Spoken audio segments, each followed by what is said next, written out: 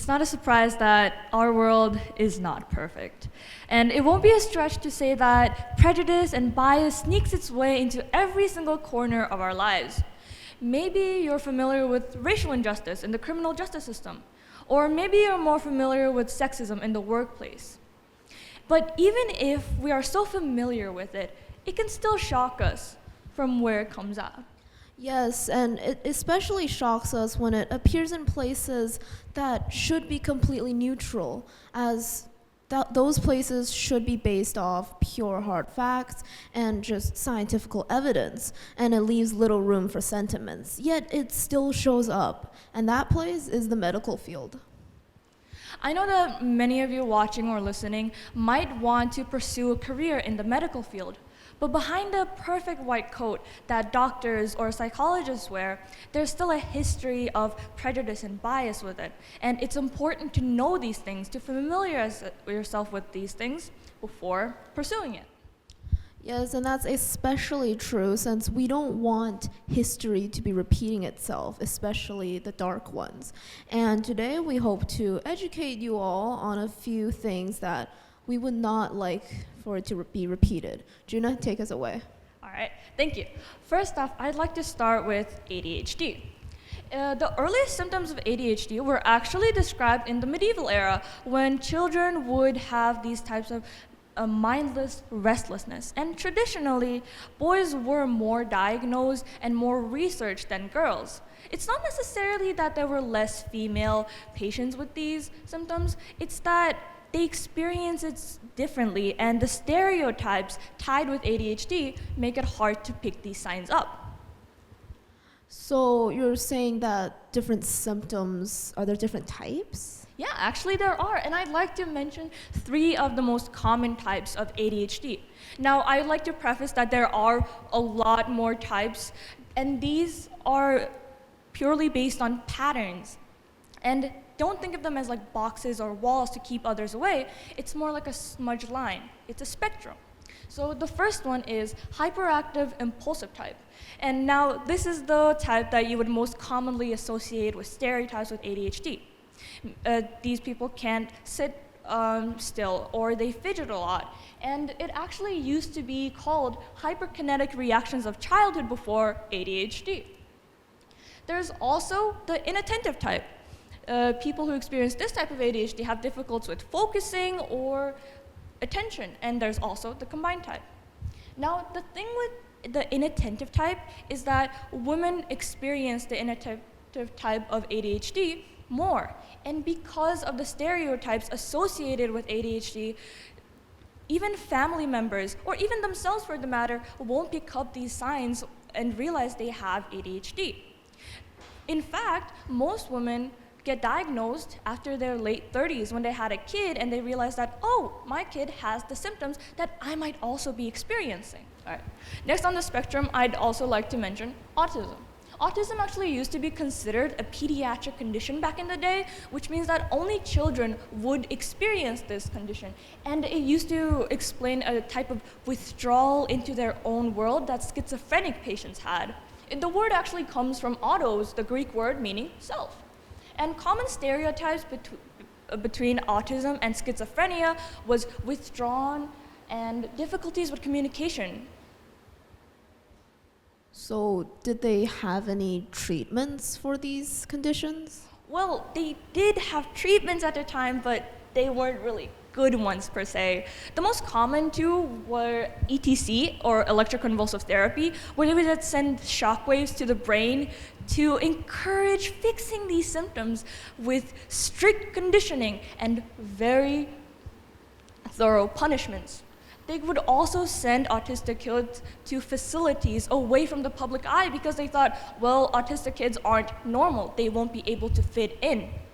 Now, the problem with these two was that ETC had zero scientific evidence with it, and the facilities were so overcrowded that many of the patients were neglected because of, well, overstaying.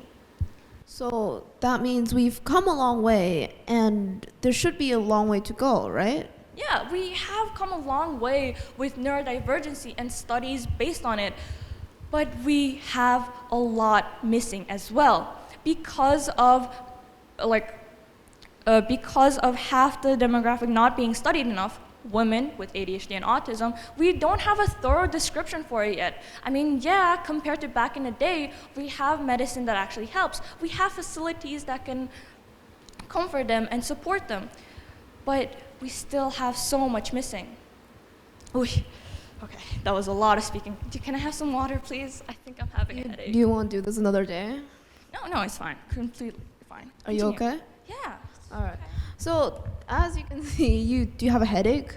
Yeah, just a bit. Did you know that actually back in the days, if you're a woman and you have any symptoms ranging from headaches, nausea, or even depression, it can all fall under a specific umbrella. And we call them hysteria. Not mass hysteria, more like ladylike hysteria. So what is hysteria to begin with? Hysteria comes from the Greek word uterus, which is hystera. And as you can guess, from the name, it started in ancient Greece. So what is it? It is basically a study of women conducted by men, because many doctors and physicians back then were men. And they based their findings more on speculations and findings from religious texts. Now, I'm not saying that religion is bad, because I'm a religious person myself. It's just that religious texts aren't the best place to go if you're looking for medical proof. And because of that, they believed that women were more susceptible and more gullible to the devil's teachings, and they had weaker wills and weaker minds. And that's what caused hysteria. And they believed that being a woman, being female, was a medical anomaly itself. So, what causes hysteria, and why is it only related to women? Well, if you remember from the word, it originated from the word uterus. So they believe that a woman's uterus can dislocate itself from the place in their body and wander all over the place, causing all sorts of ailments. And that's what they believed women to have. That's why they have nausea, they have headaches, all sorts of these things. So in order to fix it, they did have some treatments. If you're a fan of classical books, or if you've seen old movies, you might have seen when women faints, they would give them something like smelling salt. And the reason it did work is not because of, well, the uterus dislodging itself. It's actually more scientific, as the smells would cause your nasal membranes to inflame, and it would cause a sudden inhalation. Well, that sounds like it worked splendidly. Do they have any other treatments? That one worked well. Well, actually, they did have a treatment that started in the 1940s, and it didn't just cure hysteria. They claimed it cured depression, anxiety, even autism, actually. So what is this magical cure? We called it the lobotomy, aka the bite of 1987. So what is lobotomy to begin with? Lobotomy, so to speak, is to cut the prefrontal cortex off of your brain. So you're severing the neural fibers there to prevent any more, psychological connections. So in order to show what it is, this is roughly what it looks like. You take an ice pick, you put it through a patient's eye socket, and you pierce their bones, and basically as you get to the brain, you can sever the neural fibers, and that is what many physicians believed can get rid of all the trauma, all the negative thoughts, all of that. So its history was beginning in 1947, where it was introduced to America. It was actually performed a lot earlier by a man named John Fulton. He initially did this on 2 chimpanzees who exhibited aggressive behavior. And after removing their frontal lobes, he noticed them to be more docile and more quiet. And another man named Egaz Moniz was inspired by this, and he wanted to see if this can work on humans. So he brought it to America, and Walter Freeman and James Watts, a fellow surgeon, popularized it. They made this method more easily to be introduced, and more easily to, just give around to all people.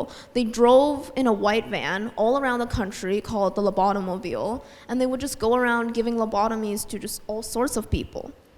And the thing about lobotomy, though, it's also heavily biased and heavily prejudiced because 60% of the patients were women, and most of them didn't even have a proper diagnosis because some of these women actually had severe type depression, while the others might have just argued with their husbands a few nights before, and they were forced to get a lobotomy.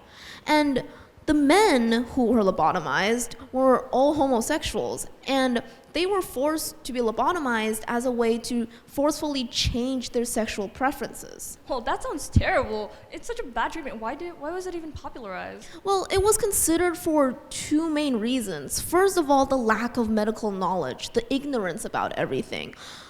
Doctors and physicians back then didn't know anything about the mind, how the brain worked. They merely thought that trauma and bad thoughts were stored away in the neurofibers, and by cutting them, it would just release the patient from whatever hell they were experiencing.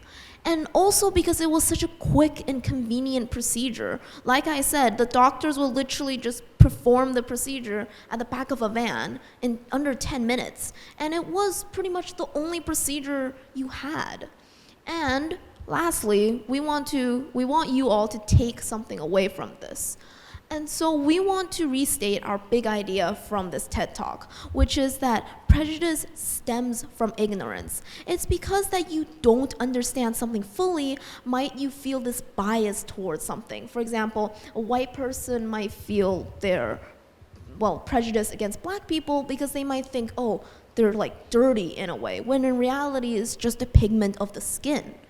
And it's extremely important to enlighten yourself. Research, you have all the resources. And it's extremely important to learn more about it before you go in with stereotypes. And lastly, please spread awareness. We have to make sure that everyone at least would know something. Because, okay, I might not be an expert at it, you might not be an expert at it, but it's important to make sure that at least everyone know that it is not a joke to be out there just spreading the stereotypical labels when you're not even fully aware of something. Be respectful. Maybe just learn a little bit more about it before opening your mouth and just saying something mindless about things. So yeah, that is our TED Talk. Thank you.